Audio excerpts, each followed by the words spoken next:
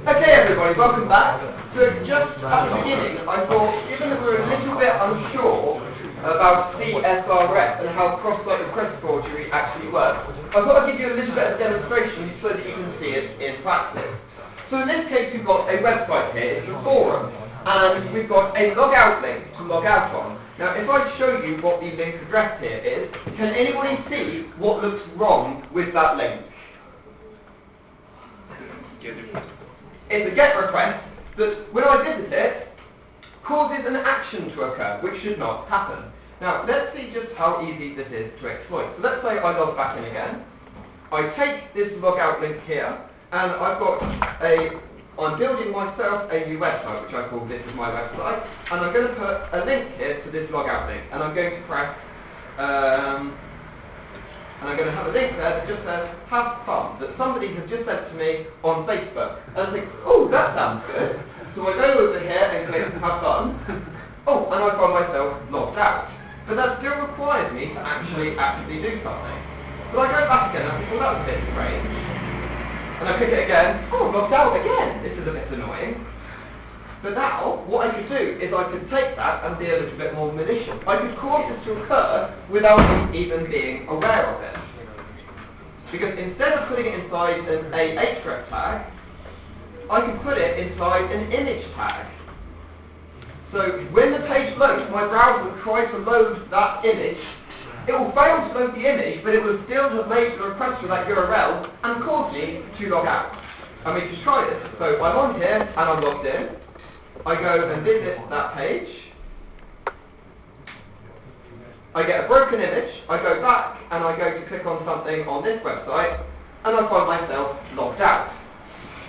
You can see how easy this is to exploit. In fact, you could do something even within the same website and make it malicious. If I was to create a new topic here and call it haha and put you being logged out,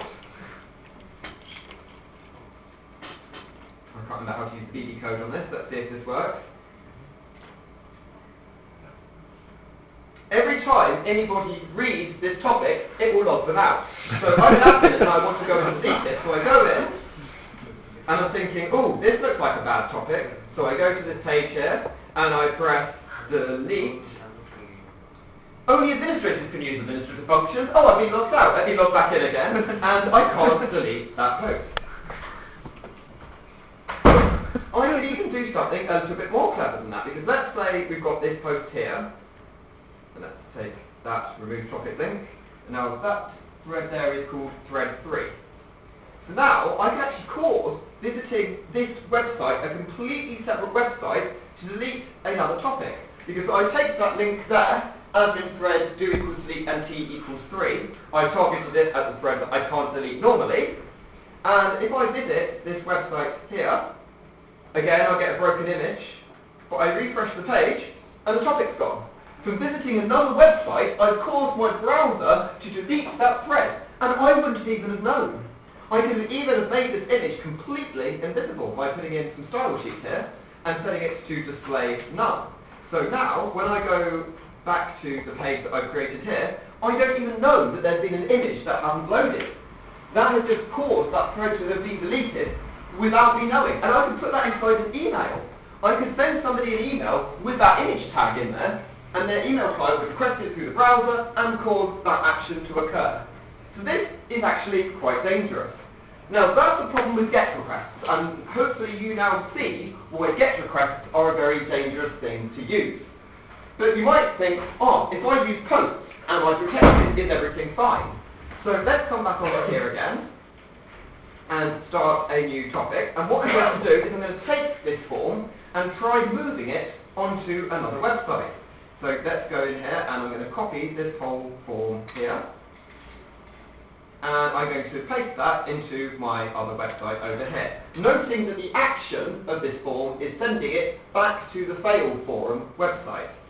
So I go onto my new website, and it doesn't look as pretty, but let's try putting in hello, and this is a message, and put a message in there. So this is a completely separate website, and I press that button, and it's now posted it onto this website. But as I said earlier, I could completely change the form on here and make it look like something completely different. So where I had all of my form fields, I can hide these and change the type to, let's find it, so we've got type equals text. I'm going to change that to hidden, and I'm going to put my post name as I am an idiot. I'm then going to find my post message here, and again, I'm going to change it from a text area to a hidden input field that also says, I am an idiot, how did this happen? And then get rid of the rest of my text area. And then finally, I'm going to find the submit button, and instead of that saying post thread, I'm going to change it to say, click for happiness. So I now go back to my website, and let's get rid of all the rest of this as well, because that's not very exciting, so we get rid of the text. We get rid of the field set, we get rid of the legend, we get rid of the text, we get rid of the text there. We close that there.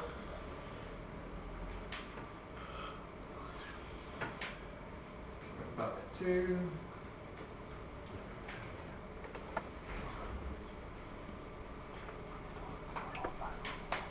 I'll just be a bit lazy here.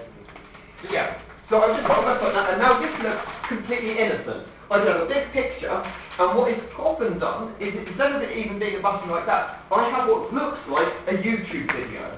And I have the first frame of that looking like it's something really exciting, a man falling off a building, or a cat jumping out of a cardboard box, something that looks like I want to click it. It might even be a clickbait kind of thing as well. Click here to see 20 celebrities that look ugly, or something like that for some reason people seem to want to click on. But now, when they click on that button, it submits that form, and look what just happened. I didn't know that was going to happen when I pressed that button. This is CSRF. So I just thought, given that some of you are a little bit unsure of that and just how damaging and dangerous it can be, because in this case, we posted a message to a forum. But what we could have done is transferred money out of a bank account. We could have deleted an entire website. We could have caused an administrative action to promote another user to an admin, giving access to personal and private data. There's a whole world of things that could be done just by causing these submissions from another place. And most of the time, you don't even know it's happened. In this case, we still have to push the button. But we can even make it easier than that with JavaScript. We can submit that form in the background without the user even seeing it. Just by visiting the page, that form submits, doesn't redirect, and that request gets made. And therefore, you can trick users into doing things just by loading HTML on another page. And this is why CSRF is quite as dangerous as it is. But returning back to where we got to. So we were talking about web application vulnerabilities, and you got most of the items that are on my list. This is how I choose to classify them. A big one, which none of you did mention, is out-of-date software. One of the biggest vulnerabilities that there is people not keeping their software up to date.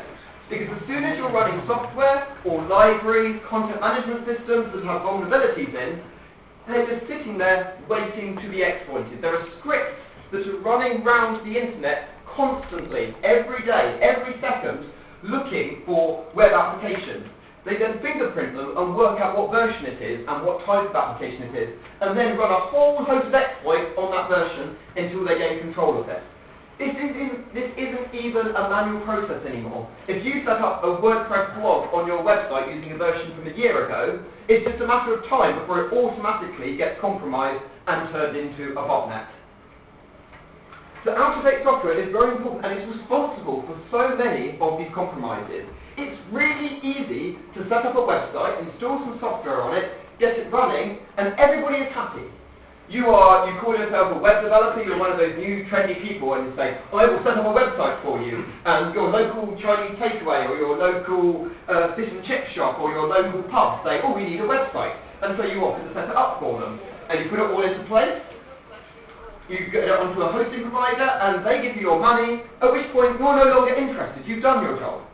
3 years later, that website is still running there on that ancient, unupdated version of the software platform, ready to be exploited and compromised. And that's quite where so many of these compromised websites come from. These one-off web development jobs that get built, set up with old software, never maintained, and the people who run it don't even know what's happened. They don't realise that their machine is now being used as part of a botnet. And there's multiple layers here. We're not just talking about the top-level application. There's no point in securing the web application if your libraries or your operating system are vulnerable as well. If you're using if we're using a particular library and somebody can just poke that and be able to do a file upload through that, then even if your application is secure, they can bypass all of that together. Similarly, if you're running an old operating system that's got a vulnerability in, say, SSH, someone can waltz right into your system, and it doesn't matter how secure your other layers are. So all of your layers of software need to be kept up to date. And it's so easy. We wonder why more people don't do it. It only takes a small amount of time to get it right. But the longer you leave it, the worse it gets. If you stay up to date on the updates and apply them as they come out, you'll find your life is nice and easy. If you leave a machine for a couple of years and you realise, there's 176 libraries that are out of date. You try to do the auto-update and it fails because 23 of them are broken now. You then try to update the operating system, but it's so far behind, your operating system isn't even supported anymore. It doesn't have an upgrade path to the latest version. You then try to update the application and you do so, but it's so old and out of date that your database doesn't work with it anymore and it all collapses and breaks. This is why you need to stay on top of it as it goes on. Each update cycle, keep it going. As soon as you abandon something for a while, it becomes an awful lot harder. Another one we talked about was information leakage. The attacker always needs information. The more information the attacker has, the easier the attack on the infrastructure. And we have, as we saw briefly earlier when we looked at WordPress, we've got the National Vulnerability Database with all the vulnerabilities for all the different software versions, all nicely categorized. You can say, I found this combination of PHP, Apache, and WordPress, and they're running these plugins. And it will tell you what vulnerabilities are in all of those packages that you can then exploit. And it's likely that out of the list it gives you, one of those you will be able to exploit and take over. And when websites and applications actually advertise those versions, you're just making it incredibly easy. They sit there in the metadata at the top of the page, or in the HTTP header saying, hi, I'm running PHP 5.2.6 on Apache 2.4.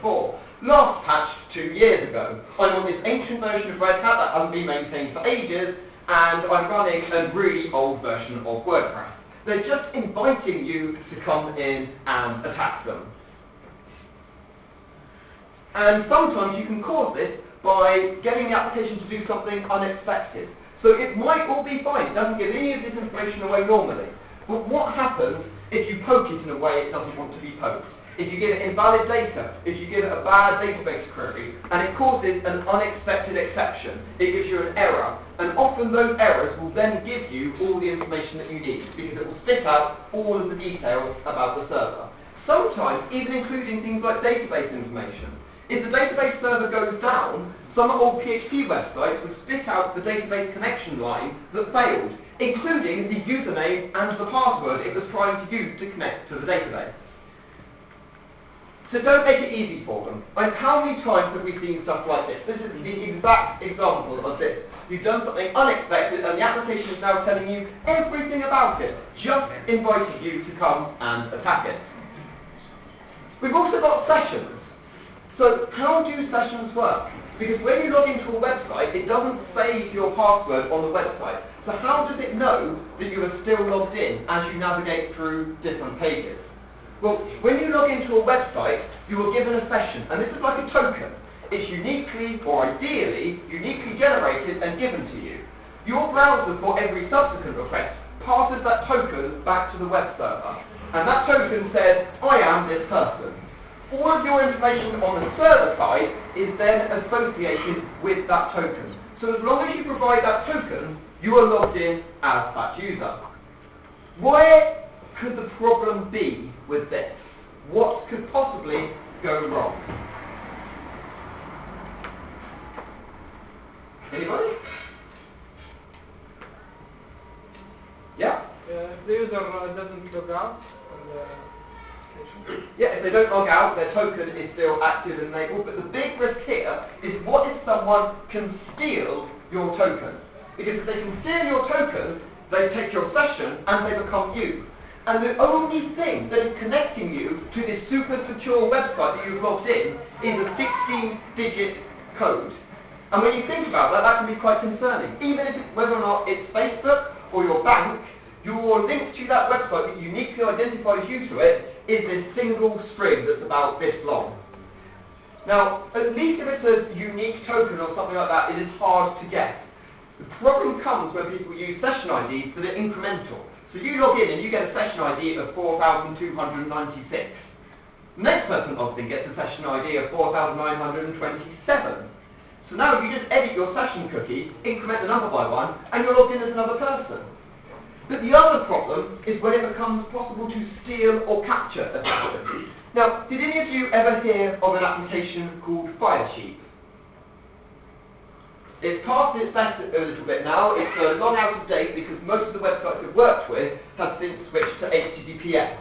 But the problem that occurs was when you were operating websites on HTTP, all of your requests and all of the response is sent unencrypted. So your login details are sent unencrypted, that's bad enough. But every single request you make to a site over HTTP has all of the cookies for that site also sent in plain text over HTTP. Now let's imagine you're using public unencrypted Wi-Fi. Are you starting to see where the problem might be? All of these session IDs are just moving around the network in plain text for anybody to see. And Firesheep was an application that took advantage of this. It would sit there in the background using PCAP to capture all of the packets going across the unencrypted network, that nice public Wi-Fi that you connected to while you were in Starbucks. And it pulled out any session IDs that it found. It then gave you a list down the side of all the accounts that it gave the session IDs for. You could then switch between accounts by just clicking a person's name down the side. And that would just switch your session to their session. So you'd be, I'm going to be this person for a little while, I'm going to be this person for a little while, I'll post on this person's Twitter. It made it incredibly, incredibly simple. Now this was back when websites like Facebook and Twitter and Google refused to use HTTPS by default. When Firesheep, because HTTPS encrypts all of that stuff would be part of the encrypted connection, so the cookies would no longer be sent in plain text. Your session token would be protected on those networks. But they didn't used to use that by default, and this led to a problem. But now, when Firesheep came out, it suddenly made it a big problem because everybody was stealing everybody's account. There were people in the ECS lab that were sitting there posting on each other's Facebooks just because the ECS wireless at the time was unencrypted. And they were being able to intercept the ID numbers using Firesheep. Now, this kind of came and it went, because as soon as it became big and popular and made so easy that anybody with Firefox that downloaded the extension could do it, they obviously had to do something about it. It looked very bad for Facebook and Twitter for this to be exposed. So what they did was they made all logins and everything redirect to HTTPS, so you can't get onto Facebook or Twitter now via HTTP. It redirects you to HTTPS and does everything over HTTPS so that your session is protected and that people can't steal it.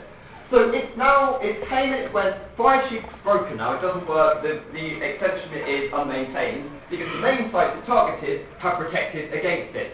But for custom web applications, things that the university use, things that major corporations use, that still operate over HTTP, are still just as vulnerable to this attack. It may not be quite so easy, and the script kiddies are a little bit sad that they don't have a tool that will just do it for them.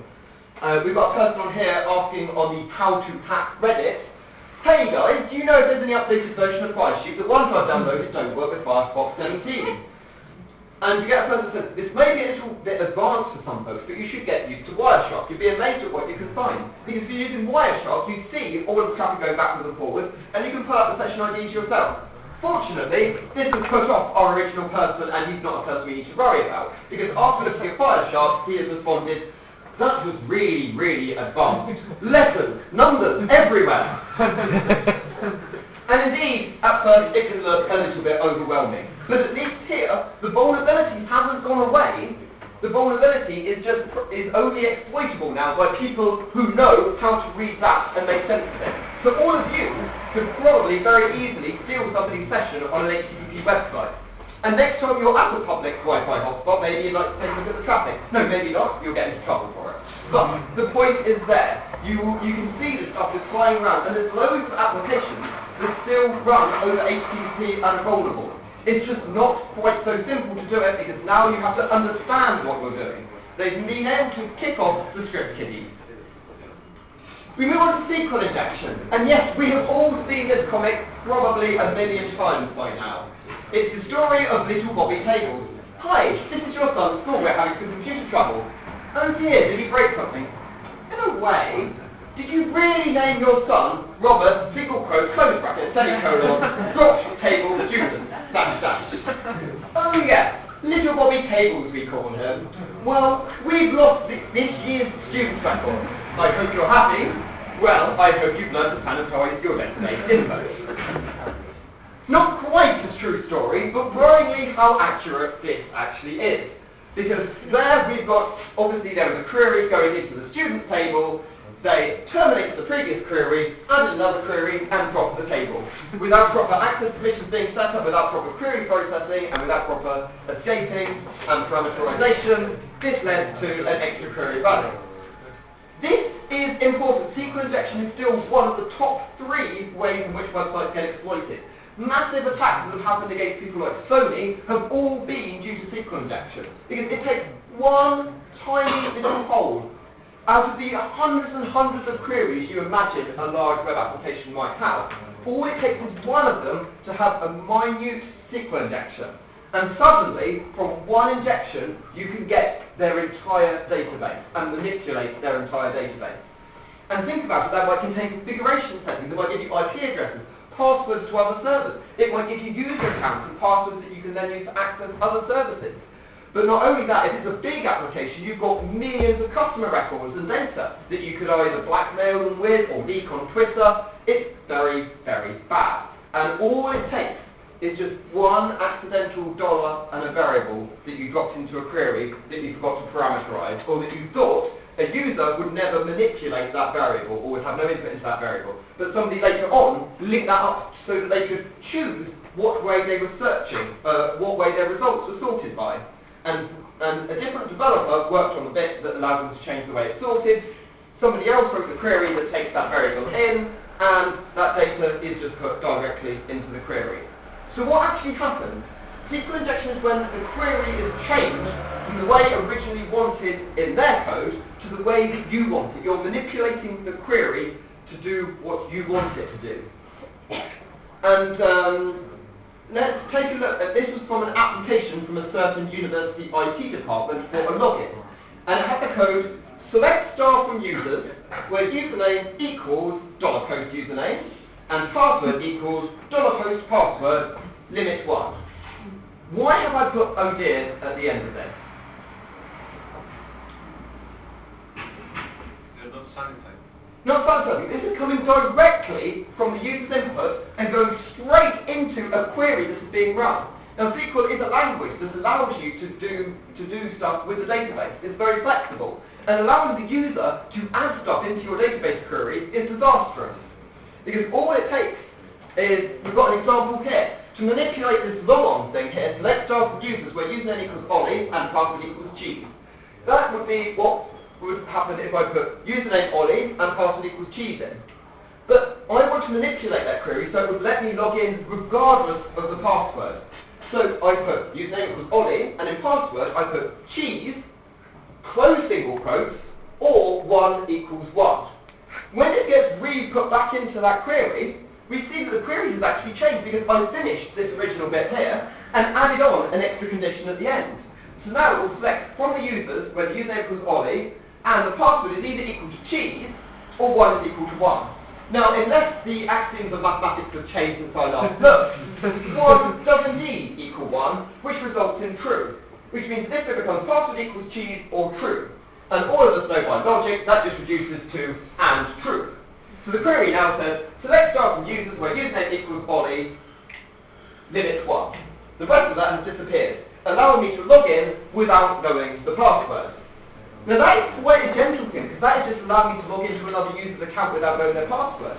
But at this point, I could put a semicolon in here and append onto the query and do drop table users. I could insert myself as new user record. I could update my user status to make me an administrator. There's all kinds of things that I could do by being able to manipulate this query. And it's basically allowing me to run what I want against the database. As if I was sitting there at the database command prompt, able to type in any instructions myself. Cross-site scripting is another very similar one. And the problem all comes down to letting users input things. It's always a bad idea. Allowing users to put content into systems is what leads to security vulnerabilities. But unfortunately, we all admit that sometimes, begrudgingly, in order to actually make a web application that does something, we have to allow users to input things. But it comes even worse when we then display what the user has input later to other people. But surely we can trust our users. Yes. The problem comes when the user puts in HTML and JavaScript, as we heard earlier, into the application. And later on, that gets displayed or echoed or rendered back out into a view, particularly for another user, displaying their HTML and JavaScript. A very simple example, let's say that you've got a forum, and you can have user profiles, and you can create a bio that says a little bit about yourself. And in there, you put in some JavaScript that basically says, get the session token from my cookie, which we all now understand how important those session tokens are, and then send the result of that session token to this random web address, and send the request there. Now, when a person views that user's profile, it will, without them realizing, because there won't be any signs to them at all, that JavaScript will run, get their session token, and send it to that person. At which time that person gets a notification saying, do you fancy becoming an admin? Here's your token. They copy and paste that token into their session, they've now become the admin user. It's that simple. A very simple example, again, from another application that I worked with.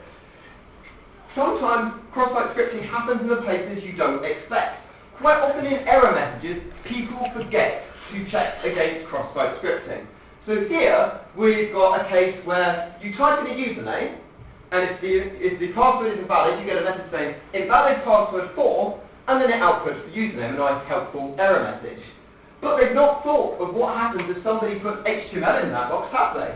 So I took this rather disgusting picture from Facebook that for some reason exists, and I tried thinking, what happens if I take this HTML code and put that inside the username box? And we can all see the result. It just outputs that HTML directly, producing a rather attractive picture. But instead of an image, once I know that that works, I could inject some cross-site scripting in there and put some JavaScript in there, then construct a URL that would submit those parameters. I could then send that to people in a phishing email, or get people to click on it, or trick other people into running that JavaScript on their machine. Cross-site request forgery. So I went around this at the beginning of this lecture, but just to recap, it's tricking your browser into doing something you didn't intend it to do. So remember, now that we've talked about sessions, you should hopefully be able to understand how CSRF works a little bit better. Your browser sends your session whenever it makes a request to that website, even if that request comes from somewhere else. Because all your browser cares about is you're on website A, and there's something saying, pull this resource from website B. All it cares about is it says, hi website B, I want this resource. It doesn't matter where it comes from, that's what it says. And because it's going to website B, it will always send your cookies. which includes your session token. That's how we were able to delete posts on the forum, or knock people out, or cause a lot more havoc. And as you saw, here's an example just using that image tag again, causing an action just by remotely loading that image from another site. This kind of comes into discussion of authentication and authorization. Is it possible to bypass the login? Is it possible to use privileges that I shouldn't have? You can't rely on security through obscurity. There are lots of admin interfaces that actually have no authorization at all, because it takes time to build authorization. Or it's a late, or we don't have the effort. Nobody will think of going to /admin1234 to get into the admin area of the site, will they? But you've got to check at every stage of the process. One of the examples that I frequently use is an example of PayPal, a PayPal equivalent that was in another country. And it had an admin area. And then it just presumes that nobody would ever go to /admin.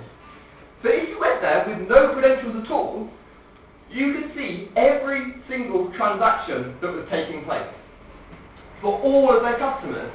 And we told them, this is terrible, and they said, yeah, but people aren't supposed to go to /admin. How did you find it? Who told you?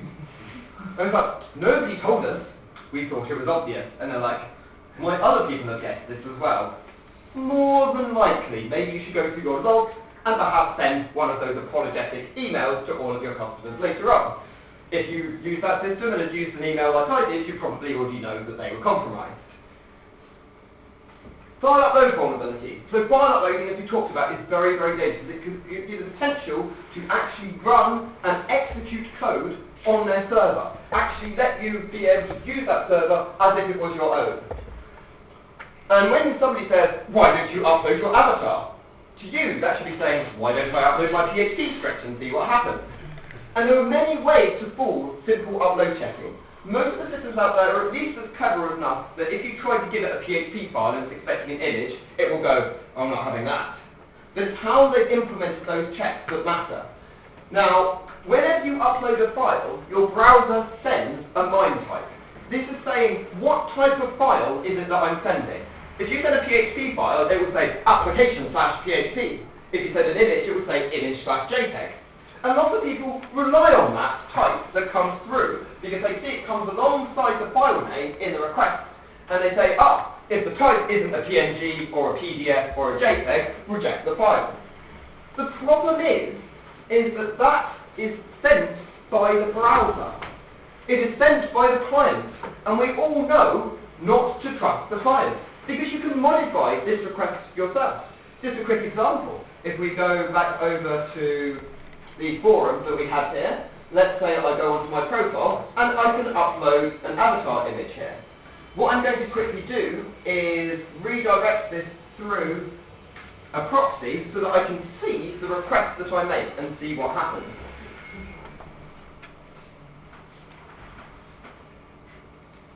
Let's just run that through. So what I'm using here is something that will allow me to see the request and the response. And you'll be seeing a little bit more of this tool later as we go on. But let's go back to this now.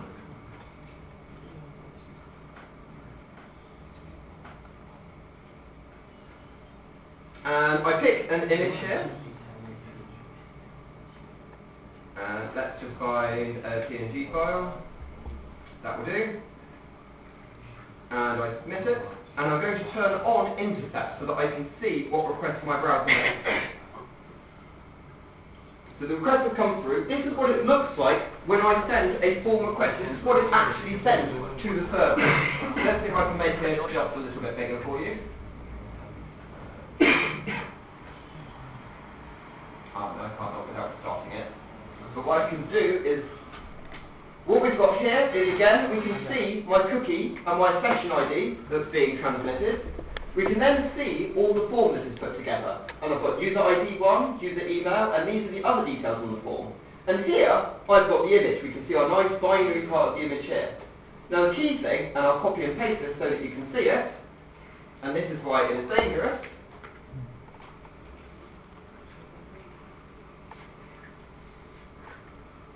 It is my browser that has sent that content type part there. And if I wanted to change that to something else, I could just manipulate this request right here and put something completely different in that. So anything that trusts that type is really easily pulled because I can just edit that before I send it. The browser is being helpful by saying this is a PNG file. But if I'm uploading a PHP file, there's nothing to stop me from changing that back to image/PNG. In fact, if we take that as a further example, let's just drop that.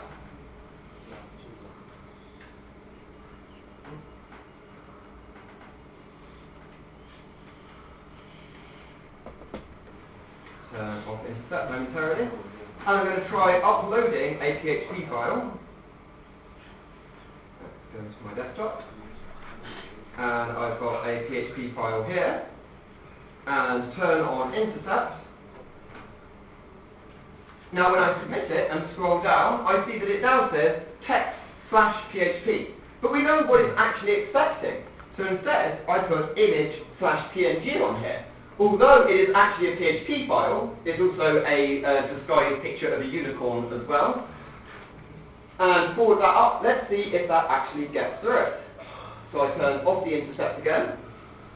Now in this case, what is particularly clever here is not only is this a valid image, but it's got PHP inside it. So if I now go to that PHP page, I've now executed code on the server. I've got it to run the PHP info function that is outputting all the details about the server. Now what's particularly clever there is that image is both a valid image and a PHP file. So even though it was doing a check on the file extension and the type, I tricked it by telling it I was sending a PNG file. And then what it did is it checked to see whether or not it was a valid image.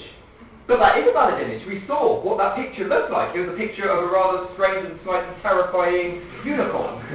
Not as friendly as our Rob friend here. It was a valid image. It passed all the checks for is it a valid image. But when it uploaded, after I told it it was a PNG file, it's quite happy to accept it, and now I can run whatever code on this server that I want. And this is why file upload vulnerabilities are quite so dangerous, because most people rely on those two checks. Is it a valid image? And is it the MIME type that we're expecting? The majority of upload stuff out there checks those two things, and we've just seen how to defeat both of them, and quite how easy it was to do so. And this is quite concerning, because as we said, upload vulnerabilities basically lead to complete control of servers.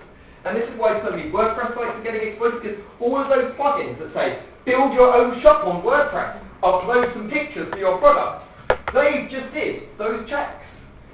Easily exploited, you come across it, you upload something, site compromised. And that's why it's really important to do far more checking than just trusting what the user has said to you. And part of the reason why this is so bad is the internet tells them that's how you check for file uploads. If you go onto Reddit or Stack Overflow or PHP tutorials and somebody says, how do you check whether or not an image file is safe? The first person will say, just check the type. Just go request data type and make sure that it matches one of the extensions that you're expecting. And then another person will help you type in and say, oh, you can also check whether or not it's a valid image as well. Use the getImageSize function in PHP. If it returns false, it tells you it's not an image, it tells you it's a PHP file. And then you just throw it away. And the person's like, thanks, that's brilliant. I've completely protected myself now in two different ways.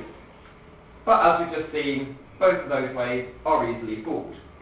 So this has just been a bit of a short introduction to the kind of vulnerabilities that we're looking at, and hopefully opened your eyes up to the ways in which we can attack web applications. Now in the next period, when it gets to 3 o'clock, we're going to meet over in the Zeppler lab in level 2, which is where we will be having our lab session. And there I shall introduce you to Rob the Shop, which is full of the vulnerabilities that we have just talked about here. And you can have a go at putting your newfound skills to practice and see if you can break into the shop. See you at 3 o'clock on level 2.